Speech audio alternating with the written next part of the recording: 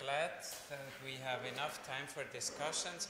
Please keep your questions, and you may also interrupt immediately if something turns out to be unclear. Please, Fritz. Okay, thank you. The third talk today now about 3D tomosynthesis. Again, the background, you saw this slide already in my presentation about the higher density and the benefit of additional ultrasound. And that's the major problem. And we try also to convince this diagnostic problem with a new technology, with digital tomosynthesis, with digital 3D tomosynthesis, which is the begin of the 3D mammography. We hope that we convince the overlaying structures. We hope that we have advantages in case of higher breast density, and also pilot studies in the last 6-7 years have shown that we expect higher sensitivities as in planar mammography. And important, we have a comparable dose, radiation dose, in comparison to conventional mammography. It differs between 2 to 5%. There's data and a study published 2 years ago in the RÖFO in Germany, where they examined the different manufacturers concerning the radiation dose. How works 3D tomosynthesis? We have the digital detector, the breast, the compression plate, and then the X-ray rotates around the breast and acquire images. So if we look here, you see this round mass from your position on the left of this spiculated mass. If the X-ray comes directly orthogonal, an overlay of the round mass and the spiculated mass, and if the X-ray comes from the right side, as expected, the round mass is on the right side and the spiculated mass on the left side.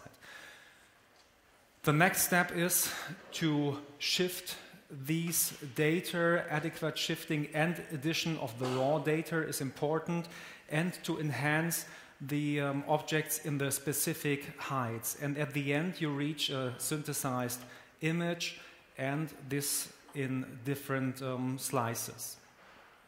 Here is just an idea, an example. In the next slides, I'll show you some clinical examples. Example here, density ACR3, and you see here prepectoral, maybe a little mass, higher density in this region. And here is one slide of a tomosynthesis which shows that it's just a summation effect. I will show you some clinical data, some clinical examples. A 66-year-old patient from our national screening program was sent to us for surgery. There was one histological proven cancer and a G1 cancer, 5 millimeter cancer. Usually we have a look in our breast imaging center on each patient which comes to our hospital for surgery. So here are the screening mammograms. You see a quite dense tissue, ACR3 tissue. And if you look here on the oblique view, a little asymmetry in comparison to the other side, maybe a mass. And if you look here on the CC view, you see it even better. But on these images, I don't see anything more. And here is the 3D tomosynthesis. CC view, you see again the proven cancer, and here a little distortion. The MLO view, the proven cancer, marked with a clip, proven cancer. And if you look here, on the next slide, it's enlarged, the proven cancer, and you can see here much better this little distortion. Also here, this little distortion, this is the already proven cancer. And then we also perform the ultrasound, the one cancer, which was already known, and here is a second cancer, and exactly in the same distance between the both tumors, 2.5 centimeters. If we go back, this is exactly the position. These cancers are localized preoperatively. the one cancer and here the other cancer. We usually perform also additional mammograms before the patient goes to the surgery room, just to have the maximum information concerning the position in the breast, and we discuss every case as radiologists with our gynecologist in the ultrasound room together with the mammograms to have an optimal approach for the patient. A second case, a 50-year-old patient with family breast cancer and with hormonal replacement therapy. You look here, a very dense breast tissue, fibroglandular tissue, and maybe you can detect here a little distortion in the oblique scan. I'm not sure whether it's here. Then we performed a spot compression. You see here this region of interest. And then we performed the 3D tomosynthesis. You look again in this region, and here magnified, you see exactly a distortion.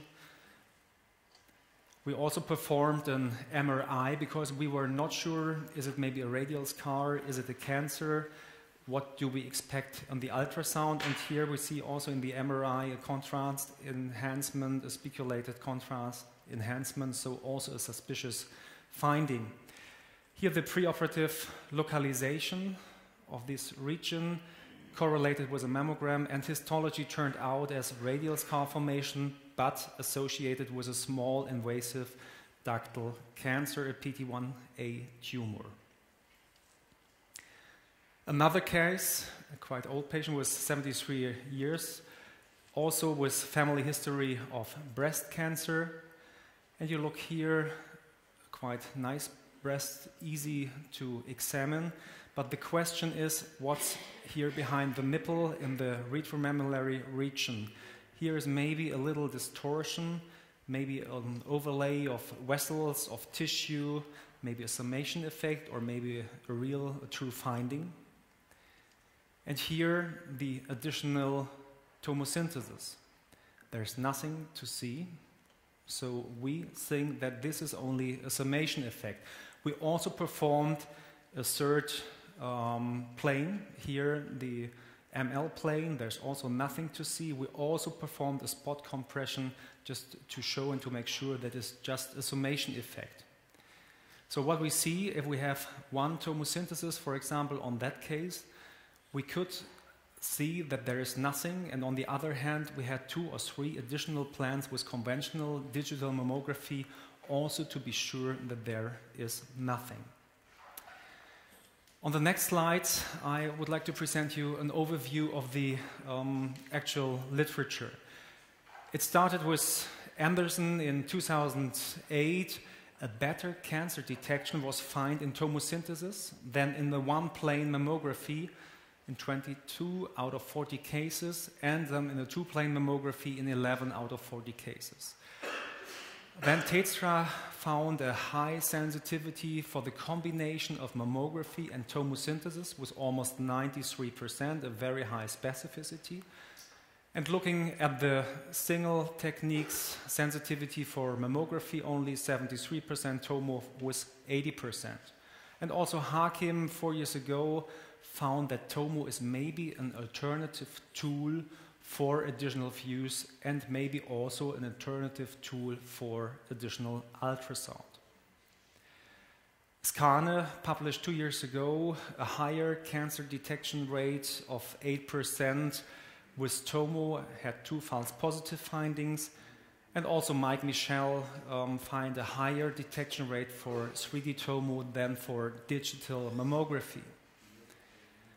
Swan published also 2 years ago a very high sensitivity for 3D tomo alone in comparison to digital mammography was up to 97%. And again, Mike Michel, the higher detection rate in another study, and also Mark Wallace, that the accuracy for 3D tomo is significantly better than for the 2D digital mammography. There are also some research groups looking at the potential for the analysis of microcalcification, and there are also quite promising data as Spengler published, and also Coppens published in 92% a better or comparable detection of microcalcification. It's not the problem to detect the microcalcification, but the analysis of the morphology of the single calcification. This is worse, that is my opinion, with tomosynthesis in comparison to 2D mammography. But the regional character, this is really good to detect in 3D tomosynthesis. There I see also advantages. And also a possibility is the quantitative imaging for a better risk calculation with 3D tomosynthesis, as Kontos published in Radiology. We also performed in 2011, we collected data from patients who were sent to us in the Quamadi project with suspicious findings in mammography or suspicious findings in ultrasound. So these patients were all patients with BIRADS 4 or 5 findings in one of the imaging modalities. And 745 patients we had there. The first gold standard combination was all imaging by digital mammography plus added views plus ultrasound plus 3D tomo plus histology or cytology. And the second scenario was only histology and cytology as a gold standard. And what you see here, if you compare only digital mammography versus all the imaging modalities and versus histology and cytology, you see a sensitivity of 81%. Also, if you add the additional views, 81%. Plus ultrasound, it raises up to 96%. And if you see tomo alone, a comparable result was 97% in this setting. And also in the comparison of tomo versus histology and cytology in 259 cases, a 97% sensitivity. But keep in mind, these were only patients with BIRADS 4 or 5 findings, and these were known when we performed the 3D tomosynthesis. So we have a pre-selective bias in this data. We also examined the subjective diagnostic safety. 1 was very good, and up to 6 that was non-diagnostic. The same results we had for digital mammography and 3D tomo in 25%, and we felt safer to detect the suspicious lesions with 72% if we use the tomosynthesis. So my conclusion is I see a high potential for 3D tomo. I see a better visualization and an exacter BIRADS classification with 3D tomo, and the literature has already shown in the last 3-4 years a significant higher sensitivity and specificity for 3D tomo versus digital mammography. But we have limitations. We have limitations so far. We have no randomized study. There's none in the literature so far. And most indications in all studies in the literature were done if the digital mammography was suspicious. So in every study, also in our study, we have a large pre-selection bias.